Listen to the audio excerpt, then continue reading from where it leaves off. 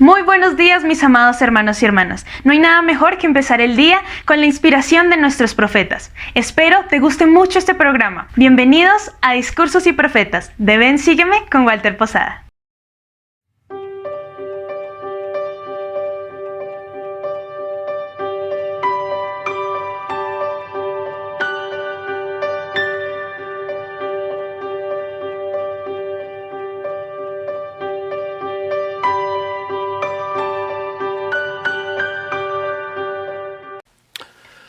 Puesto que la restauración reafirmó la verdad fundamental de que Dios sí obra en este mundo, podemos tener esperanza.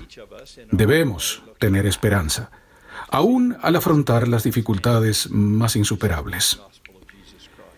El pasado mes de octubre, el presidente Russell M. Nelson nos invitó a prepararnos para esta conferencia de abril de 2020, echando una mirada en retrospectiva, para ver la majestuosidad de la mano de Dios al restaurar el Evangelio de Jesucristo. La hermana Holland y yo nos tomamos en serio aquella invitación profética. Imaginamos que vivíamos a principios del siglo XIX y que éramos contemporáneos de la familia de Joseph Smith, padre. Luego, imaginamos que contemplábamos las creencias religiosas de aquella época y nos preguntábamos: ¿qué falta en ellas? ¿Qué desearíamos tener? ¿Qué esperamos que Dios provea como respuesta a nuestros anhelos espirituales? Como resultado de ese gratificante ejercicio, nos dimos cuenta de que hace 2 siglos habríamos esperado fervorosamente la restauración de un concepto de Dios más verdadero y santo del que la mayoría de la gente de aquella época tenía, ya que a menudo él parecía estar oculto detrás de siglos de errores teológicos y malinterpretaciones eclesiásticas. Tomando prestada una frase de William Ellery Channing, una prominente figura religiosa de la época, habríamos buscado el carácter paterno de Dios, que Channing consideraba la primera gran doctrina del cristianismo. Tal doctrina habría reconocido que Dios era un Padre Celestial amoroso, en vez de un juez severo que impartía rigurosa justicia, o un propietario ausente que alguna vez se había dedicado a los asuntos terrenales, pero que ahora estaba ocupándose de otros asuntos en algún otro lugar del universo. Sí, nuestras esperanzas en 1820 habrían sido descubrir que Dios vive, que es amoroso y accesible, que habla y que guía tan abiertamente en el presente como lo hacía en el pasado. Un verdadero padre que lloraría ante la idea de perder siquiera a un hijo descarriado. Ciertamente no sería un autócrata frío y arbitrario que predestinó a unos pocos elegidos a la salvación y que luego relegó al resto de la familia humana a la condenación. No, él sería alguien cuyas acciones, cada una de ellas, según la declaración divina, serían para el beneficio del mundo, porque él ama al mundo y a cada uno de sus habitantes. Ese amor sería la razón principal por la que enviaría a Jesucristo, su Hijo unigénito, a la tierra. Con respecto a Jesús, si hubiéramos vivido en aquellos primeros años del siglo XIX, nos habríamos percatado con gran alarma de que las dudas sobre la realidad de la vida y la resurrección del Salvador comenzaban a arraigarse de forma significativa dentro del cristianismo. Por lo tanto, habríamos esperado que el mundo entero recibiera evidencia que confirmase el testimonio bíblico de que Jesús es el Cristo, el Hijo literal de Dios, el Alfa y la Omega, y el único Salvador que conocerá este mundo. Entre nuestras más fervientes esperanzas habría estado el que se manifestara otra evidencia en forma de escritura, algo que pudiese constituir otro testamento de Jesucristo, que ampliara y mejorase nuestro conocimiento sobre su milagroso nacimiento, su prodigioso ministerio, su sacrificio expiatorio y su gloriosa resurrección. Ciertamente, tal documento sería justicia enviada desde los cielos y la verdad que brota de la tierra. Al observar el mundo cristiano de esos días, Habríamos esperado hallar a alguien autorizado por Dios con la verdadera autoridad del sacerdocio que pudiese bautizarnos, conferir el don del Espíritu Santo y administrar todas las ordenanzas del Evangelio necesarias para la exaltación. En 1820, habríamos esperado ver el cumplimiento de las elocuentes promesas de Isaías, Miqueas y otros profetas antiguos en cuanto al regreso de la majestuosa casa del Señor. Nos habría emocionado ver la gloria de santos templos establecidos nuevamente, con el espíritu, las ordenanzas, el poder y la autoridad para enseñar verdades eternas, sanar heridas personales y unir a las familias para siempre. Yo habría buscado en todo lugar y en todas partes, hasta encontrar a alguien autorizado que nos dijese a mi amada Patricia y a mí que nuestro matrimonio en tal sitio estaba sellado por el tiempo y por toda la eternidad, para nunca oír la inquietante maldición de hasta que la muerte los separe. Sé que en la casa de nuestro Padre hay muchas moradas, pero en lo personal, si fuera tan afortunado como para heredar una de ellas, para mí no sería más que una choza derruida si Pat y nuestros hijos no estuviesen conmigo para compartir esa heredad.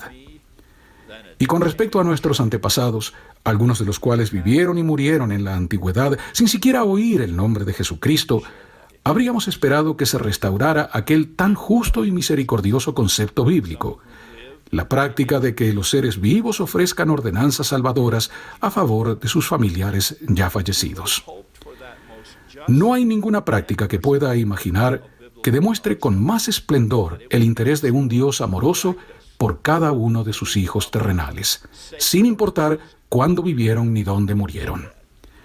Ahora bien, nuestra lista de esperanzas de 1820 podría continuar, pero tal vez el mensaje más importante de la restauración es que dichas ordenanzas no habrían sido en vano.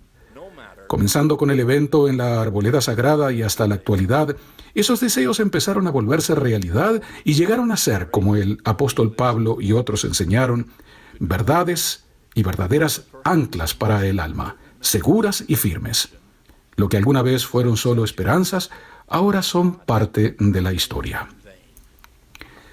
Esta es nuestra mirada retrospectiva a la bondad de Dios para con el mundo en los pasados 200 años. Pero, ¿qué hay de nuestra mirada hacia el futuro? Todavía tenemos esperanzas que aún no se han cumplido. En este preciso momento, libramos una batalla que requiere que todos pongamos el hombro contra el COVID-19. Un solemne recordatorio de que un virus 100 veces más pequeño que un grano de arena puede subyugar a naciones y continentes y a las economías globales. Es más, aún esperamos un mundo libre del virus del hambre y de vecindarios y naciones libres del virus de la pobreza. Tenemos la esperanza de escuelas donde a los alumnos se les enseñe en vez de que se les dispare, y de dignidad personal para cada hijo de Dios, sin heridas de ninguna forma de prejuicios raciales, étnicos ni culturales. La columna vertebral de todo eso es nuestra esperanza incesante de una mayor devoción a los dos mandamientos más grandes. Primero, amar a Dios al seguir su consejo, y amar a nuestro prójimo al mostrar bondad y compasión, paciencia y perdón. Esas dos directivas divinas aún son, y por siempre serán, la única esperanza real que tenemos de brindar a nuestros hijos un mundo mejor que el que ahora ellos conocen. Además de estos deseos globales, muchos de los que hoy nos están viendo y escuchando tienen esperanzas muy personales. La esperanza de que su matrimonio mejore, o quizá de tan solo concretar matrimonio, contraerlo. La esperanza de superar una adicción, la esperanza de que un hijo descarriado regrese, la esperanza de que cesen los dolores físicos o emocionales que les aquejan. Puesto que la restauración reafirmó la verdad fundamental de que Dios sí obra en este mundo, podemos y debemos tener esperanza, aún al afrontar las dificultades más críticas. Eso es lo que significa el pasaje de las Escrituras que indica que Abraham pudo tener esperanza contra esperanza, es decir, pudo creer a pesar de tener todos los motivos para no creer que él y Sara podrían concebir un hijo cuando eso parecía totalmente imposible. Por tanto, pregunto, si tantas de nuestras esperanzas de 1820 pudieron comenzar a cumplirse con un destello de luz divina dado a un simple muchacho arrodillado en una arboleda al norte del estado de Nueva York, ¿por qué no habríamos de esperar que el Dios de toda esperanza pueda responder una maravillosa y milagrosamente también los deseos rectos y los anhelos cristianos? Todos necesitamos creer que lo que deseamos en rectitud algún día, de alguna manera, aún puede ser nuestro. Hermanos y hermanas, sabemos cuáles fueron algunas de las deficiencias religiosas de comienzos del siglo XIX. Es más, sabemos de carencias religiosas que aún hoy en día no satisfacen el hambre ni la esperanza de algunas personas. Sabemos que varias de esas insatisfacciones alejan a algunos de las instituciones eclesiásticas tradicionales. También sabemos, como expresó un decepcionado escritor, que muchos líderes religiosos de la época parecen no tener idea de cómo abordar tal declive, por lo que responden con una sopa aguada de deísmo terapéutico, activismos simbólicos baratos, herejías cuidadosamente formuladas o a veces solo palabrerías carentes de inspiración, y todo ello en un momento en que el mundo necesita mucho más, cuando la nueva generación merece mucho más, y cuando en su época Jesús ofreció mucho más. Como discípulos de Cristo en nuestros días, podemos elevarnos por encima de aquellos israelitas de antaño que gimieron: nuestros huesos se secaron y pereció nuestra esperanza. Ciertamente, si al final perdemos la esperanza, perdemos nuestra última posesión sustentadora. Fue sobre la puerta misma del infierno que Dante escribió una advertencia para todos los que viajaban a través de su Divina Comedia. «Oh, los que entráis», dijo él, «dejad toda esperanza». Sin duda, cuando se pierde la esperanza, lo que nos queda es la llama del infierno ardiendo por doquier. Cuando estamos acorralados y, como dice el himno, el manto de la noche cae y todo cubrirá, entre nuestras virtudes más indispensables estará el preciso don de la esperanza, unido inseparablemente a nuestra fe en Dios y a nuestra caridad para con los demás. En este año del bicentenario, cuando miremos atrás para ver todo lo que se nos ha dado y nos regocijemos por la cristalización de tantas esperanzas, me hago eco del sentir de una hermosa joven exmisionera que nos dijo en Johannesburgo hace unos meses: «No viajamos tan lejos para llegar solo hasta aquí». Parafraseando uno de los discursos de despedida más inspiradores que se han registrado en las Escrituras, digo con el profeta Nefi y con esa joven hermana: «Amados hermanos y hermanas míos, después de haber recibido estos primeros frutos de la restauración, quisiera preguntar si ya quedó hecho todo. He aquí os digo que no. Debéis seguir adelante con firmeza en Cristo, teniendo un fulgor perfecto de esperanza y amor por Dios y por todos los hombres.